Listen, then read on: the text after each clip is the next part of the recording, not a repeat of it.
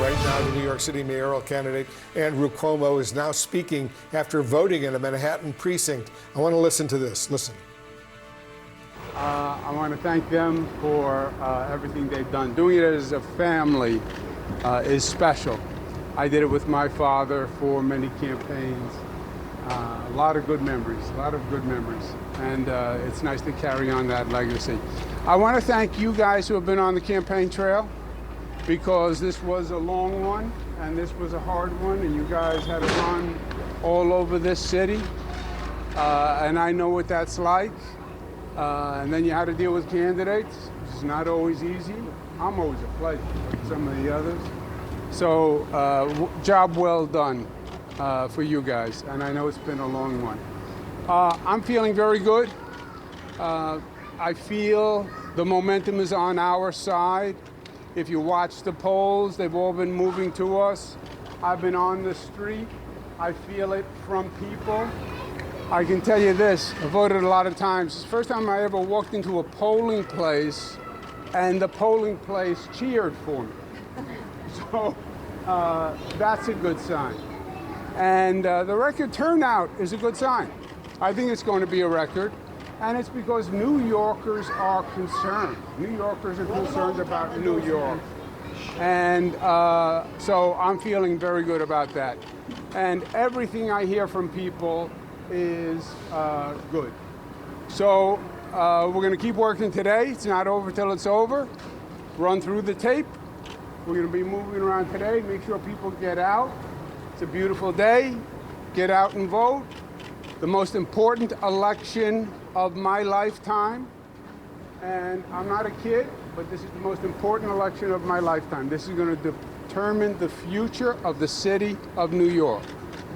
May also determine the future of the Democratic Party. So get out and vote. Thank you. The Trump endorsement, do you accept it from the president?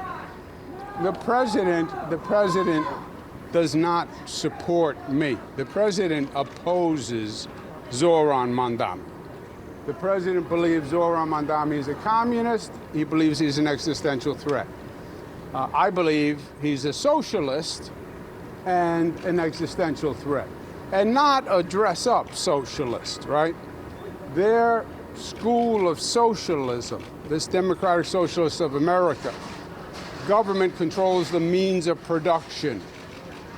No private ownership of real estate, abolish jails, decriminalize prostitution. This is frightening stuff. And I think that's why you're seeing New Yorkers react and New Yorkers turn out. I'm offering the exact opposite. Safer New York, 5,000 new police, 1,500 police on the subways. Make New Yorkers feel safe again. You want to bring the cost of housing down, which we have to do? You have to build more affordable housing. It's supply and demand. There's nothing tricky to it. The trick is having the competence and the ability to make the government work to actually build 100,000 units a year. And that's about making the government work, which is what I have done all my life. And that's how you really make change.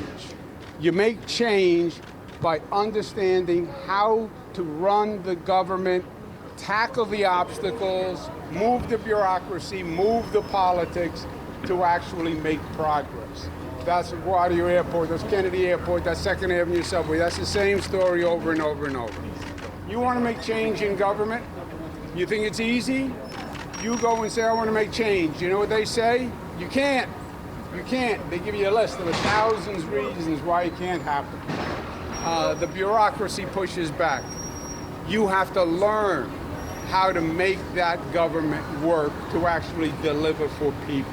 Governor, and that's what I've done all my life. President Trump just tweeted in New York that any Jewish person that would vote for Mamdani would be a Jew hater. Do you agree with him? I don't know if that's true. Last question, guys. For the international audience, what's at stake tonight? Well, I think what you're seeing is a civil war in the Democratic Party that has been brewing for a while. You have an extreme radical left that is run by the socialists, that is challenging what they would call moderate Democrats. I'm a moderate Democrat. And that contest is what you're seeing here, but you're seeing it all across the country. At one time, the Republican Party had a challenge from the far right, the Tea Party. And the moderates pushed back the challenge from the Tea Party. This is the inverse. You have the far socialist left challenging the moderates. I'm a Democrat like Mario Cuomo, like Bill Clinton, like Barack Obama, like John Kennedy, like their grandfather, their other grandfather, Robert Kennedy. That's my school of democratic politics. And that's what I'm fighting for. You block your head is right. All right, Democrats are not extreme socialists. We're not against the police. We don't believe the NYPD are racist. We don't believe they should be abolished. We don't believe in abolishing jails. We don't believe in doing away with misdemeanors. We don't believe in decriminalizing prostitution. That is not us. We are a party of law and order.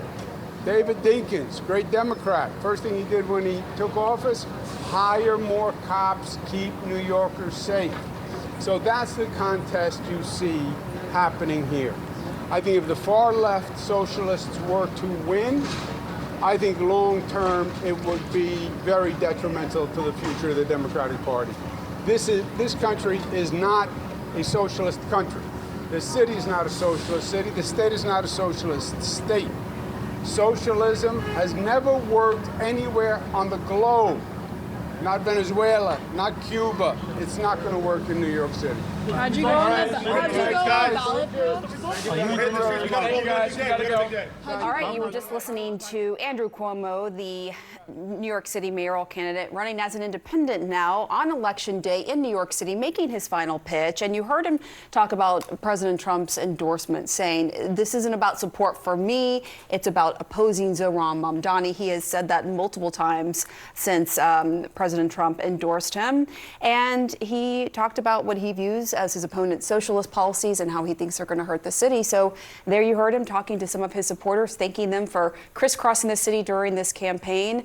And we'll see how everything turns out. Polls close there around 9 p.m. Eastern time, I believe. Final thoughts just before the polls close in New York City, making the case why the voters in New York City should not vote for Mamdani. They should vote for him. And he was making the case why he would be a better mayor of New York. Very tough words as far as Mamdani is concerned. Yeah, and he's really throughout the campaign been pitching himself as someone who is experienced, saying Zohran Mamdani does not have the experience to run a city like this. Zohran Mamdani, though, we have seen him really rise. I mean, remember at the very beginning, he was barely polling, and then you see him become the front runner, beating him, Andrew Cuomo, in the Democratic primary. And his pitch has been about cost of living for the everyday New Yorker, and that has really served him well, including his social media tactics and really putting himself out there. So this is a race that we're watching closely, and we'll see how it turns out. We should know in the next several hours what's going to happen in New York City and in gubernatorial